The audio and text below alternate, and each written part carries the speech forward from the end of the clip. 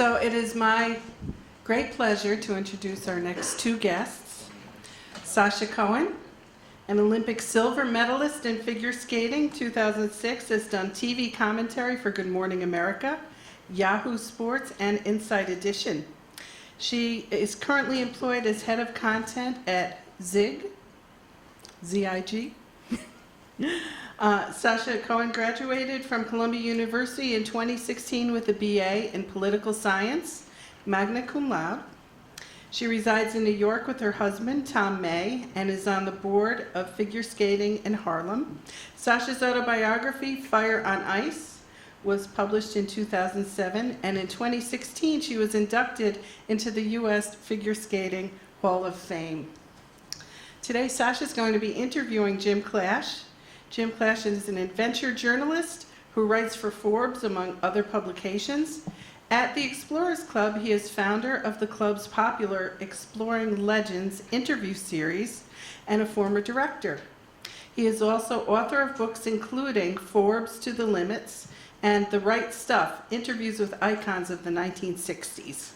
Clash, who has been in the North and South Pole, is considered one of the world's fastest journalists, having driven the Bugatti Veyron at 253 miles per hour. He owns a ticket for a future space flight on Virgin Galactic Spaceship Two and has an MBA from Columbia University. So with no further ado, Sasha and Jim.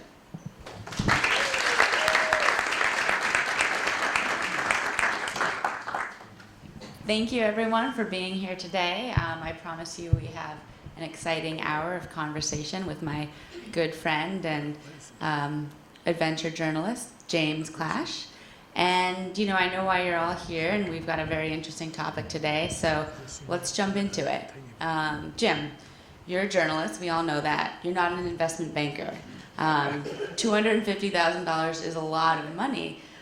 Tell us a little bit about what went through your mind when you decided to buy a Virgin Galactic ticket to space? Oh, well, thank you, Sasha, for doing this. You know, Sasha and I have done interviews, but it's always been me asking the question, so now she gets a chance to nail me. And that's a very good first question. You know, when I was growing up in the 60s, when John Glenn orbited the Earth, first American, Neil and Buzz walked on the moon, we all thought that we would get to fly in space someday. And of course, after the space race with the Soviet Union, we got to the moon first. A lot of the interest in going beyond the moon to other planets just waned. And it was kind of like, what, you know, we just started sending people above the Earth a couple hundred miles. So for a long time, I started to become depressed about the fact, would I ever get to fly in space? And when Virgin Galactic came up with its program, and in 2004, Brian Binney piloted Spaceship One, you know, into space and became the first non-government astronaut. I thought this is it. I am going to get a ticket somehow. Now, as Sasha says, I'm not an investment banker, although I do have a Columbia MBA. A lot of good that has done me. I'm a journalist. I looked at my 401k and I looked at the price, and at the time I bought my ticket it was $200,000, so it's gone up by about $50,000 since I bought my ticket. And they had a way to put a deposit down, so I could secure my place for $20,000 or 10% of the ticket. So in 2010 I put down a deposit, $20,000. It is refundable, and bought myself a ticket. And now I'm waiting patiently for Virgin Galactic to take me to space. Describe the actual flight. As I understand it, it's going to be suborbital and not orbital. And start to finish, it's just a handful of minutes. How does that break down per minute? What are we paying here? Actual space time, I'm paying more than $40,000 per minute to do what Greg Olson, who's in the audience, Leroy Chow, C.J. Sturgow, they've all done. And again, I'll have 5 minutes of it. They all had a lot more than that. But space is space, right? The way this this spaceship works, as those of you who were in here saw CJ briefly describe, is you drop from the mothership at about 50,000 feet. The rocket engine is lit. You fly up to about 370,000 feet, or above 100 kilometers, and that happens within a span of a minute and a half. So there's a lot of G-forces on you while you're accelerating. And then you arc over, and you see the beauty of the blackness of space above you. You see the curvature of the Earth below. You see the ribbon-thin atmosphere, which Leroy and all these guys have seen, and they all say it's a life-changing experience. And then, before you know it, you're weightless, you unstrap, float around the cabin. Hopefully nobody gets sick. That's why we train. You get back into your seats pretty quickly, and then you're ready for re-entry. And during re-entry, you do pull quite a few G's, GX through your chest, up to about 6 GX for sustained times of 15 to 20 seconds. So it's pretty physical. So orbital, of course, is if you go around the Earth and the space station. Suborbital is just an arc through space and then back down. So hence my 5 expensive minutes in space. Can you give the audience context for what 6 Gs feels like? Is there kind of braking in a car equivalent, or skydiving? What do you weigh, about 105? A little bit more. Yeah. So I weigh about twice as much as you do. And so it would be 12 times your body weight, or 6 times my body weight.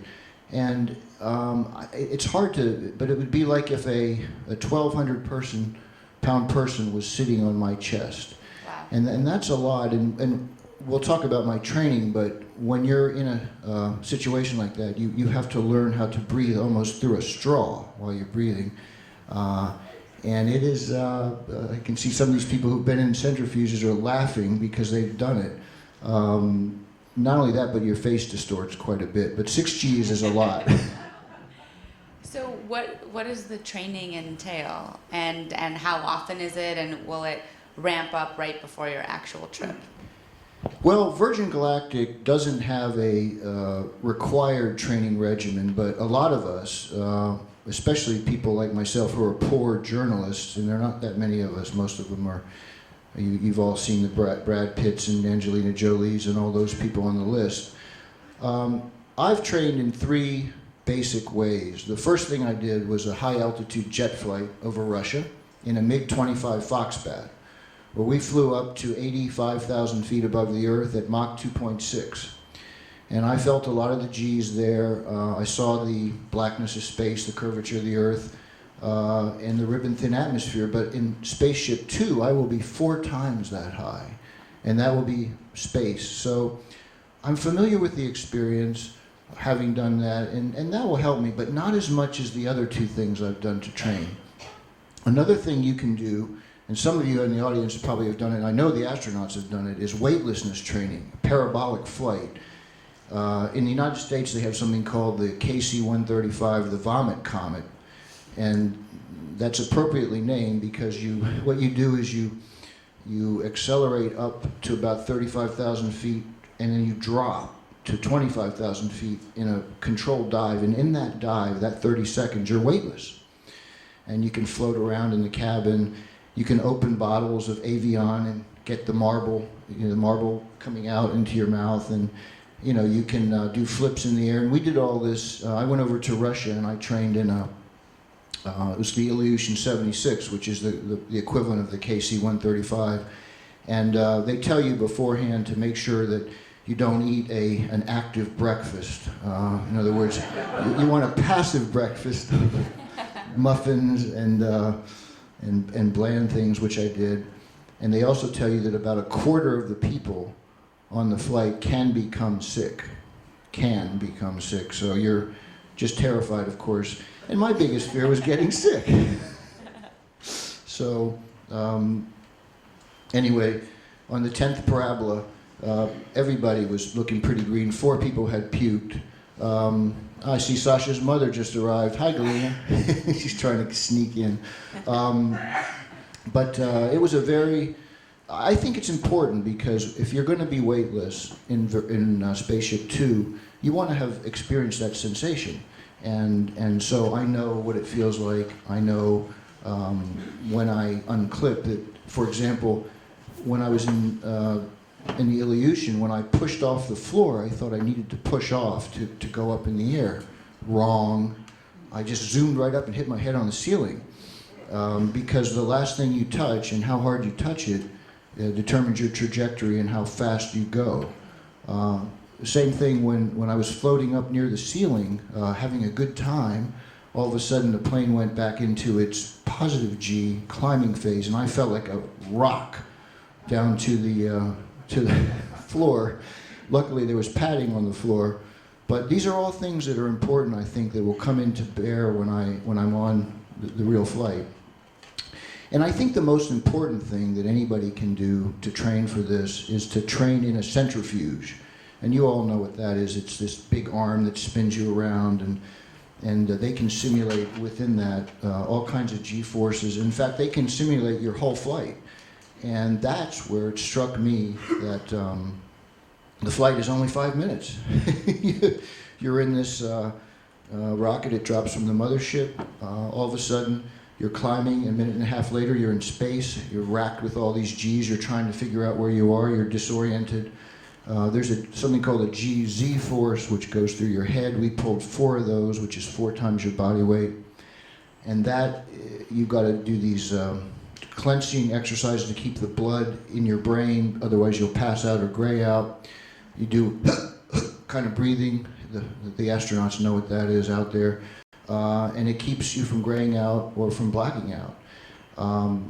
Then you're up there, and then coming back, as I say, you've got that 6 Gs of GX force on your chest, and that's a whole other thing.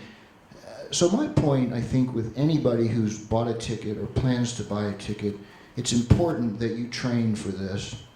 One time I went figure skating with Sasha. I didn't train, and the consequences weren't good.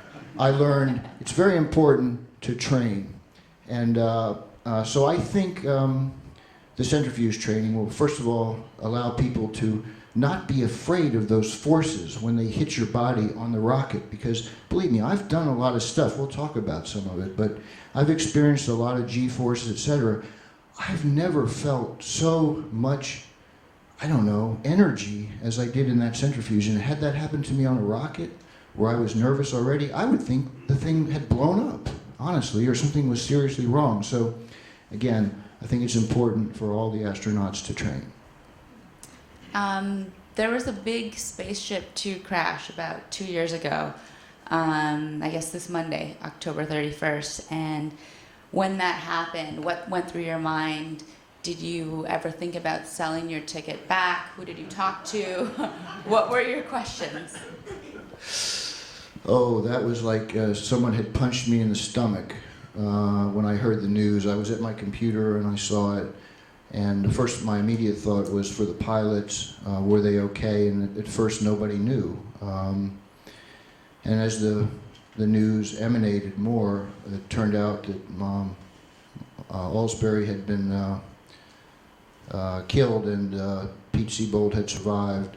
But immediately my phone started ringing with the press because as someone who has written about this in the past, I am one of the few people that is public about buying a ticket. Brad Pitt, Angelina Jolie, Stephen Hawking, they're not going to get on the phone and talk about it, and who knows if they really have tickets anyway. So I had to decide in a split second, am I going to take those calls? And I know the first question, which was what you just asked me, am I going to sell my ticket back? And I thought about the history of aviation, the history of any new industry. There's a reason why we test. And when you have something like this happen in a test phase, while regrettable, it's in some ways expected. You don't want loss of life, but if it's going to happen, you want it to happen then. And I thought, you know what? I don't know what the NTSB is going to investigate this. I don't know what happened, but until I know, no, this is part of the program, testing. I'm going to keep my ticket. I'm going to raid my 401k when I have to, because my dream as a baby boomer is to go into space. And plus, I know Richard Branson has said that he's going to take his family with him on the very first flight. So that gives me a little bit of reassurance that that rocket will be ready. But I did go on a number of shows. I went on the Good Morning America, the Today Show, ABC World News, and I said I'm holding on to my ticket. And frankly, I think it was only 3% of Virgin Galactic ticket holders, according to Virgin Galactic, and anyone you can correct me if I'm wrong, refunded their tickets. So I was in the majority.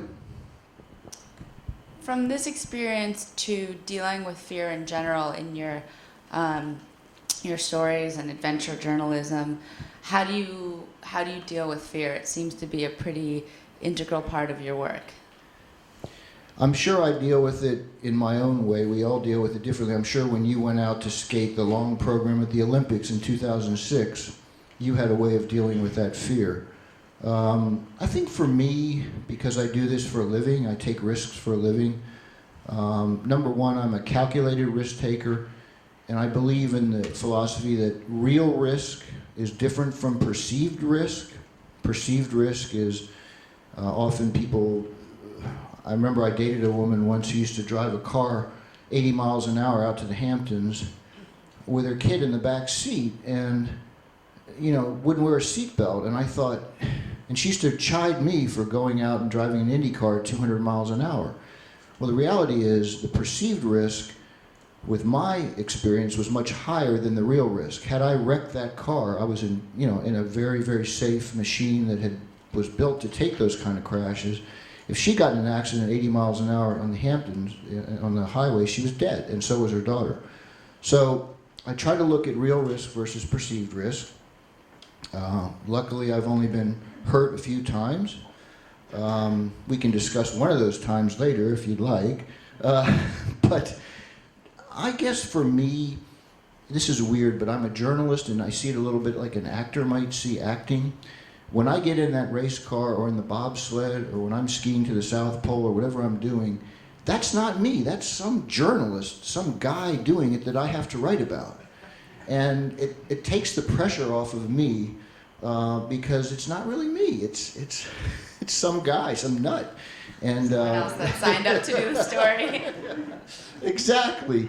And so that's how I deal with fear. It's funny how different people, I remember asking John Glenn up on this very stage, how did he deal with fear? And he said, Jim, how would you feel if you knew you were sitting atop 1 million parts bid out to the low bidder on a government contract?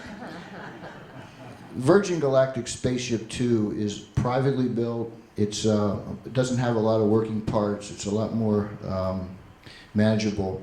But I like Reinhold Messner, the great mountaineer's description of fear, and you probably can identify with this.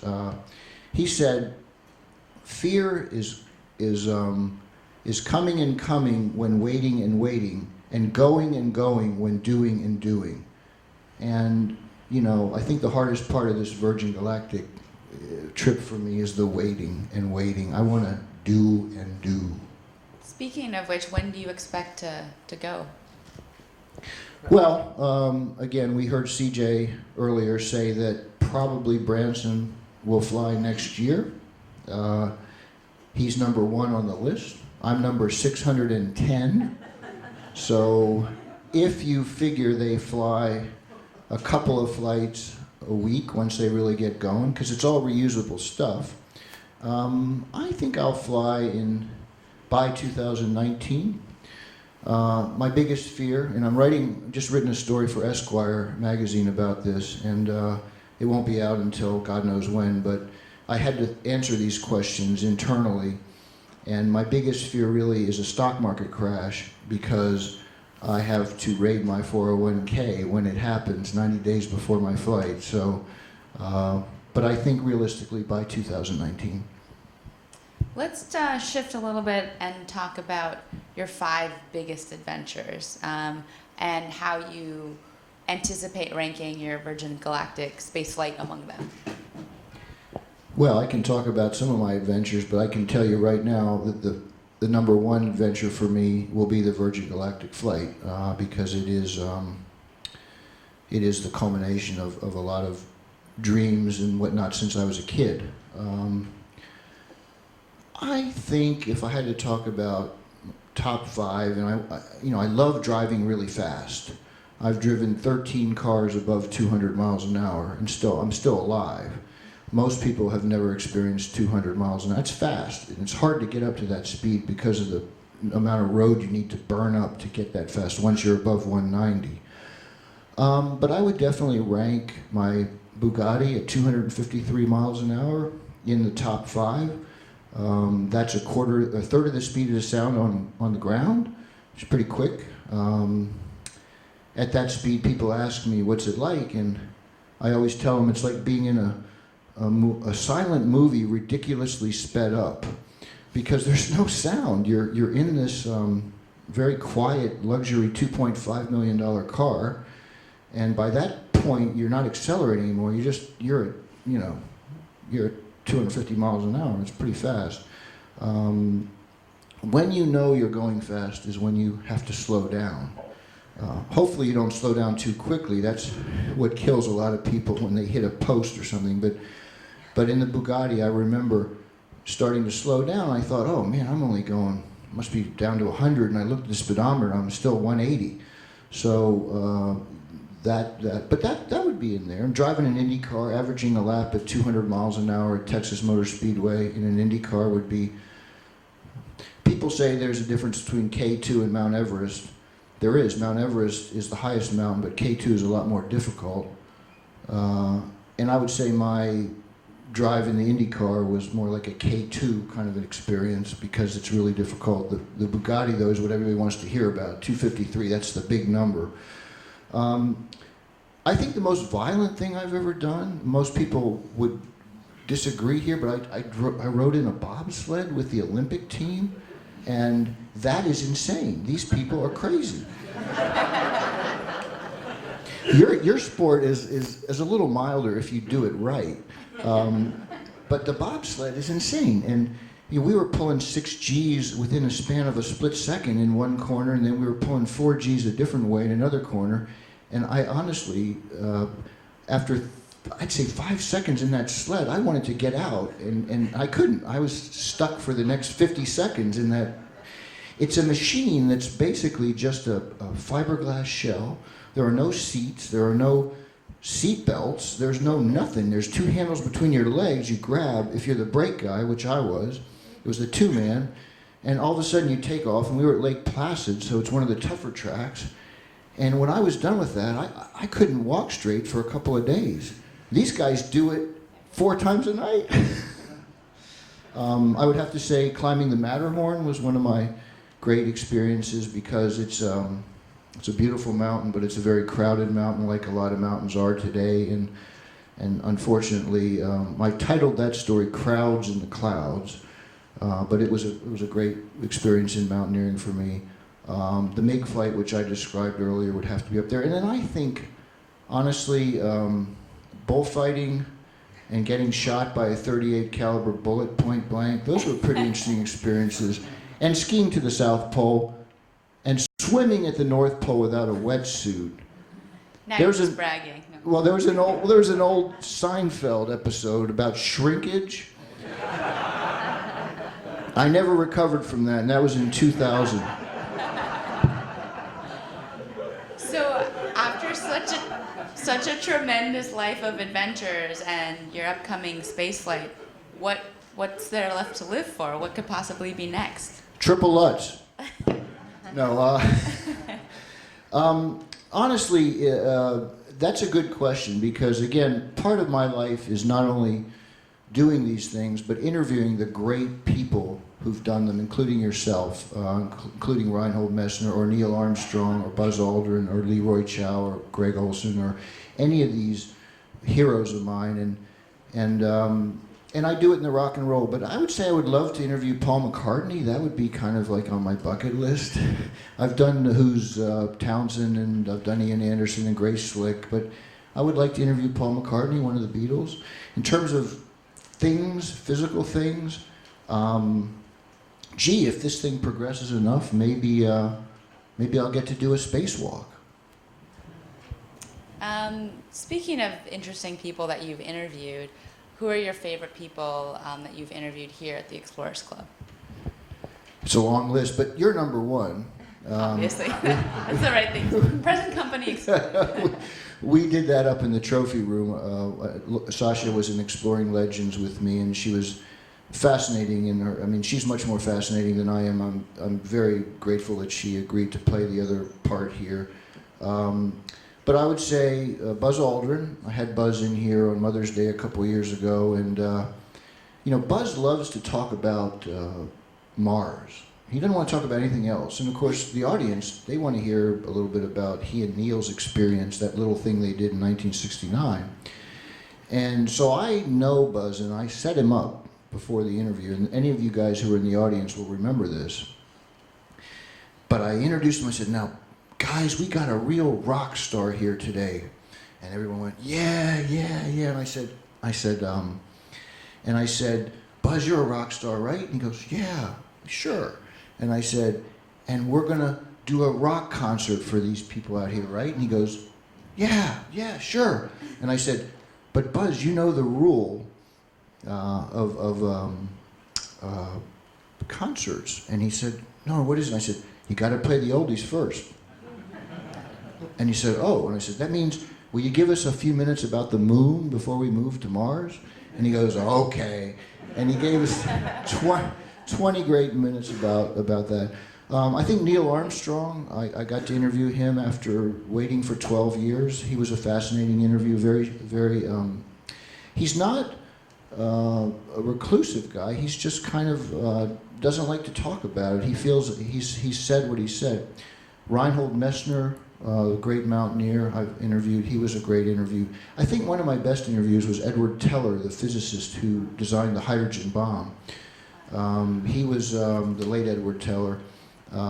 He was a very suspicious guy. Of course, if you go back to, you know, I think Dr. Strangelove was partially designed after him, and so he was very suspicious of me, and he asked me as many questions as I asked him.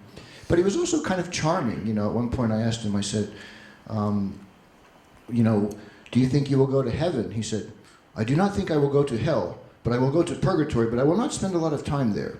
So just a charming old Hungarian guy. Of course, John Glenn, having interviewed John Glenn here on stage, you ask about here. The late, what's his name? Scott Carpenter, I interviewed him here. Leroy, Greg Olson, yourself. So just the Explorers Club is a great place to interview these exploring legends. James Cameron was a great interview here. I remember asking him about, gee, what would happen if there was a leak in the submersible that you were in, you know, down at 36,000 feet? And he said, it's just a quick fade to black. That's a great quote.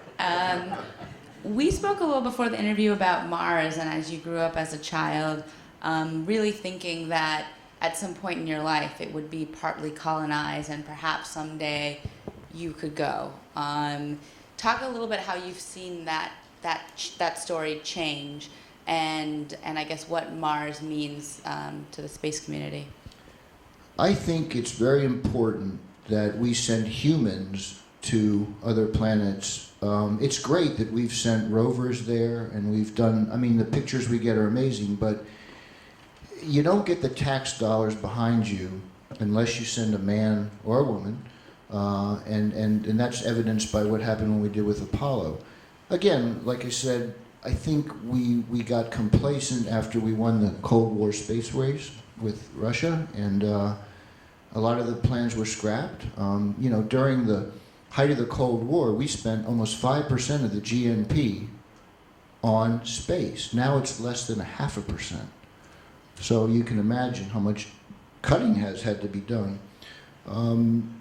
It's unfortunate. It's a long ways away. I'm sure Leroy Chow, when he gets up here next, is going to have some great things to say about Mars. There are all kinds of different ideas. Elon Musk just announced something which, look, it's Elon Musk. He's he's made his living defying what people said about him, but I don't think we can get to Mars by 2020. But I would like to see us get there by 2030 and at least send a few people. I think it's important for humanity that we continue to explore. I mean, who knows what we're going to learn? Look what we learned just from going to space, from the moon, the things we've learned about science. So it's in our DNA to explore, whether it's a quad or whether it's going to space. So I think it's important, and I'm sad, but I really hope that we get this on track. And again, I'm not going to get into politics, but I think that whoever the next president is needs to understand that we really need to go back to some kind of semblance of devoting more of our GNP to space. I'm going to make a little bit of a shift to advice. You know, you've had such a storied life. You've done so many things, met so many incredible icons. I guess I have a two-part question. I'd like you to tell me a little about your heroes growing up. Perhaps they were astronauts. And then I would also perhaps like you to transition that into advice you would give kids and young people growing up, choosing a career, and, you know, to capture the essence of life the way that you have. Well, growing up, of course, my heroes were scientists. Before we had astronauts, they were Thomas Edison, Albert Einstein. I was a science geek. I was a ham radio operator as a kid. I used to build my own radios and talk to people all over, even Russia, the Cold War. I was talking to high-level communist officials over there. I was 13 years old. My parents thought there was something going on. The CIA was checking us out. I built a laser in 9th grade. So it's always been science. And then as we turned science into exploration, it became astronauts. It became John Glenn, Neil Armstrong, Buzz Aldrin, Charlie Duke. People, in my estimation, that I would never get to meet, let alone interview. So I've had a very storied life. And then went mountaineering. It became Jim Whittaker and Reinhold Messner and Conrad Anker and just a whole host of people. And if I were a figure skater, it would be you. So I've been lucky, and I've learned a lot from talking to these people, and they all have great stories. I write a column for the Explorers Journal. If you out there who are members, it's called "What Were They Thinking?" And it's what was somebody thinking at the great moment they did their whatever they're known for. And I've gotten the greatest answers, but one I'll share with you is Bill Anders, who took the Earthrise photo. Remember that photo, the iconic photo of the 20th century where the Earth is rising over the moon? I asked him, what were you thinking when you took that? He goes, well, you really want to know? He said, I'm thinking I'm off mission. I'm supposed to be taking photos of the Apollo 11 landing area, and I'm supposed to be taking pictures of the dark side of the moon, and here I am taking pictures of the Earth. I thought I was going to get in trouble. I'm wasting film. Next thing you know, it's the iconic photo of the 20th century. So now the second part of your question, which is advice for young people, I think, I mean, you know, you could say this, but live out your dreams. Go for your passion. Don't go for money. I mean, money is important. I think it's something that will help you, you know, live more comfortably. But if you really believe in something, the money will come, or at least enough money will come to exist and be happy. I think I'm a little jealous of people like you, because I think your generation, you're going to get to go in space for a lot less money than $250,000. You're going to get on that thing like it's a plane, and you're going to fly from, I don't know, Los Angeles to Sydney, Australia in an hour and a half, suborbital. You're going to go in space to do that, and you're going to pay a couple of $1,000s to do it. I'll be dead, but your generation. So I'm jealous, and I would say for anybody who wants to go into space, who's young, and I know you just, happy birthday, by the way, Sasha just turned 32 this week. 32. So I'm not that young and you're not that old. I like to hear that. But I would say to young people, get an education. Certainly get an education in the sciences, whether you like them or not, but pursue your dreams.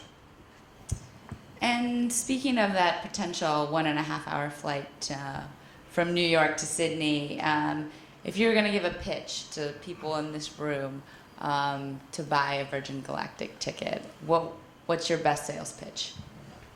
So am I pitching this to you?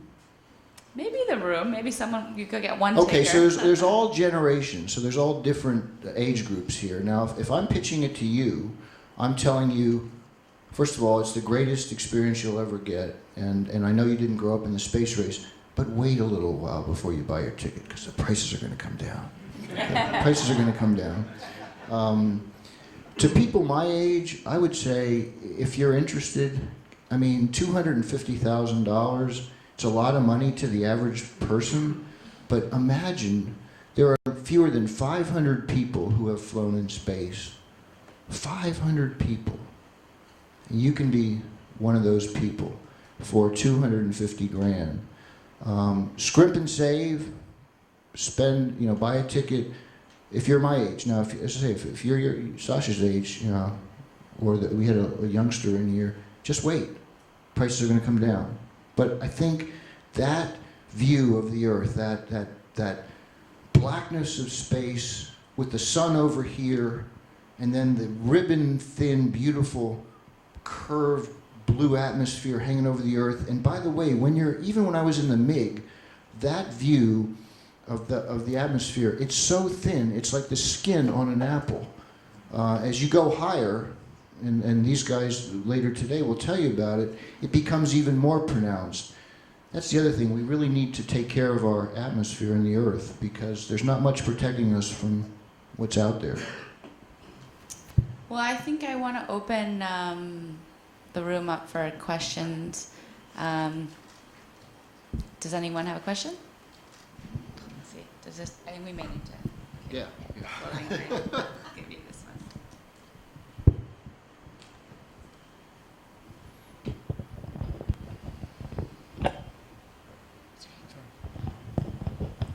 You mentioned the need for GForce training. Unfortunately, I don't have a neighborhood centrifuge. Really? I mean, I thought they had them all over the world. Practically speaking, what is one to do to get GForce training? There's a place in Southampton, Pennsylvania called the NASTAR Center, and you can go down there for about $3,000 and do the program that I did and get your GForce training. There's 2 days of classes, and the first day they'll actually expose you. We have someone in the front row who actually freaked out and said, I'm not going to do it the second day, Renata, and she slept on it overnight, and she went back in, and she was marvelous the second day. So I would say the NASTAR Center in Southampton, Pennsylvania. Back here. Poor Sasha, she's got to run around with that mic. Good morning, Paul Tangy.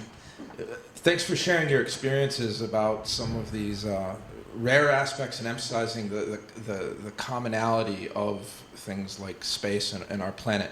I was wondering if you could talk about the effect that privatizing access to these experiences has on limiting the access, particularly in a societal context of widening income inequality. If the gateway to experiencing some of these things is the private market, what's the impact on sharing these communal experiences? Well, I think, again, as I said, as we, just like the airline business, when it started, rich people could fly and you and I couldn't. And that's just the way it is. But as more competitors got into the business in the private market, and they developed airlines and airplanes, the prices came down. So I think from an income inequality or whatever sense of purpose, you're going to see, the more average person get to fly as the private competition accelerates. You've got a number of people, not just Virgin Galactic. You've got X-Corp, you've got, of course, Jeff Bezos with Amazon and Blue Origin. They're planning flights. You've got Elon Musk. You've got a number of these small competitors. They're almost like little airlines. And so I think you're going to see the price come down. And if I were younger, I would wait. would wait to buy my ticket, but I don't have a lot of time. So I think the prognosis is good for those of us in this room who aren't rich. Hi, I think it's wonderful that this event is happening. I'm very interested in space. I listen to NASA unidentified files all the time. Anyway, question. He's on later. The question is, with all these private space shuttles going up, I mean, do they have to coordinate with NASA? I mean, you know what I'm saying? Well, Because- there's some coordination, but the most important thing is the Federal Federal Aviation Committee Association, and obviously all of these vehicles must be licensed. I think Spaceship Two just got its certificate from the FAA in August. So there's regulation. And you know, it's not taken lightly, because obviously these things, if you have a mishap, it's pretty serious. So they have to clear the airspace when there's a launch, landings, all that stuff. So it's not a cowboy effort. It is an effort in concert with the government. And of course, NASA is very interested in all this stuff, and sometimes NASA will partner with them. If I think, you know, with Elon Musk, there's a bit of a government private sponsor there for resupplying the space station. So yeah, it's not the Wild West. Jim, regarding training and comparable experiences, would you say that it would help to ride a lot of roller coasters?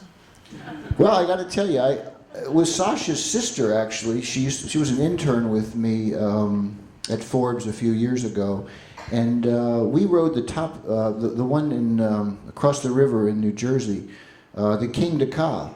And you pull, I think it's 3.5 G's on that thing. You accelerate from 0 to 128 miles an hour in 2.9 seconds. So yes, that's a cheap way. You just go ride that thing over and over. I've also ridden the Top Thrill Dragster in Ohio, and that's the same kind of thing. But yeah, roller coasters are good. Hi, thank you. You had mentioned some interviews that you would like to do, but I was wondering if there was a specific country or location that you haven't been to that you would like to explore. Yes, there is a place. It's called Pitcairn Island, and it's where the Mutiny on the Bounty people reside. It's a very small community, very difficult to get to. There are no planes in or out. It's a place I want to go. And also, I want to go to Chernobyl. I've been to Russia, I've been to Siberia many times, but I've never been to Chernobyl. So I would like to visit Chernobyl and hopefully not get too much radiation. Cool. Thank you. While Sasha's doing this, I just want to... Oh, yeah, here we go. Okay. So you alluded to kind of the future of spaceflight, what it's going to look like in the next 10, 20, 30, 40 years.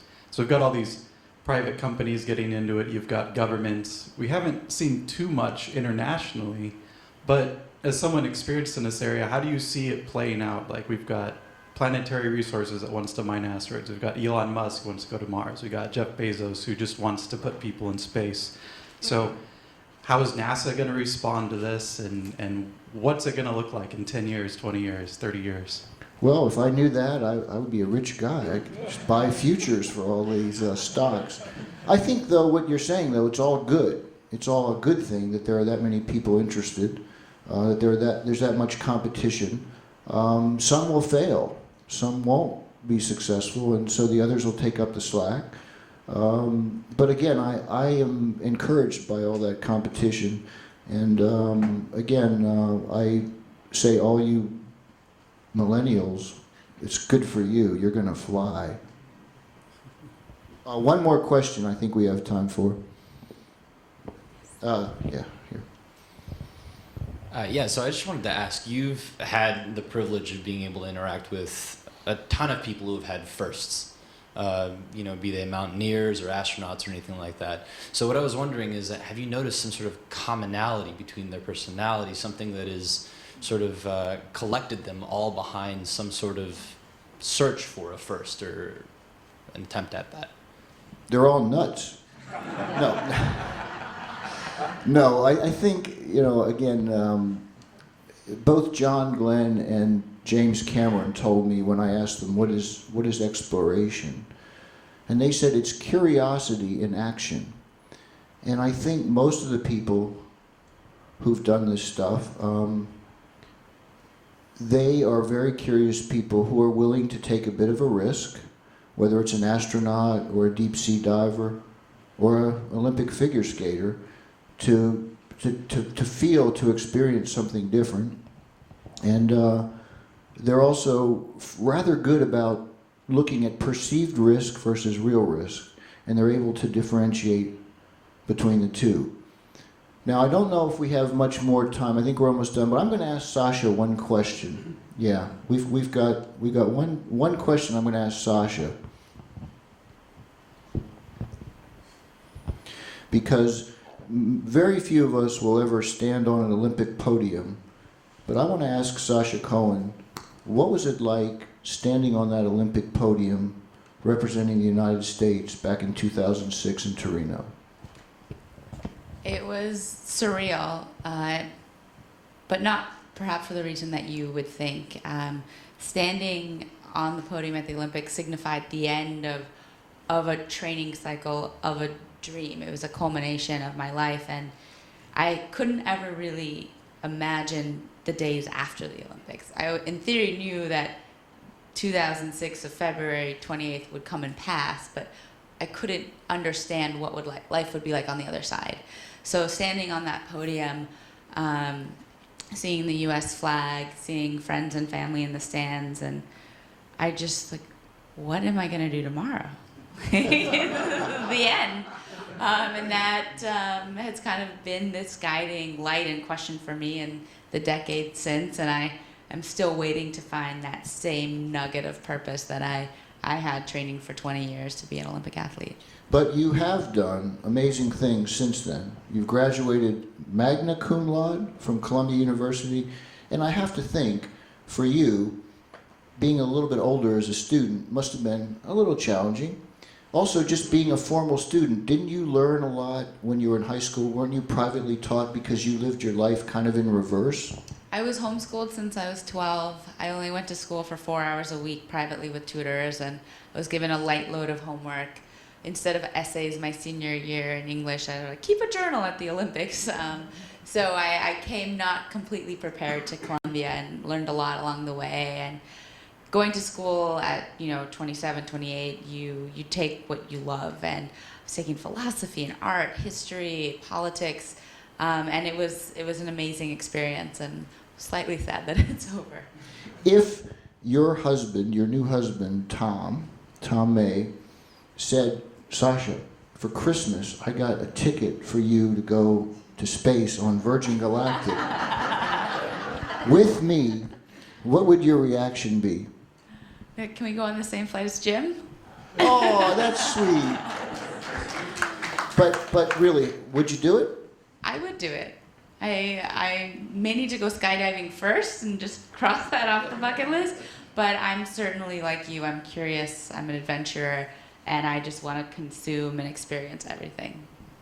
Well, I have to say, she was a great interviewer, if that's any indication of whatever. I want to now present Sasha with a certificate for having spoken at the Explorers Club. I think Stacy will go over and get it. Well, you did most of the talking, so you did a great job. I don't like being on this end of the mic. I like being on the other end more. Do we have it? Yeah.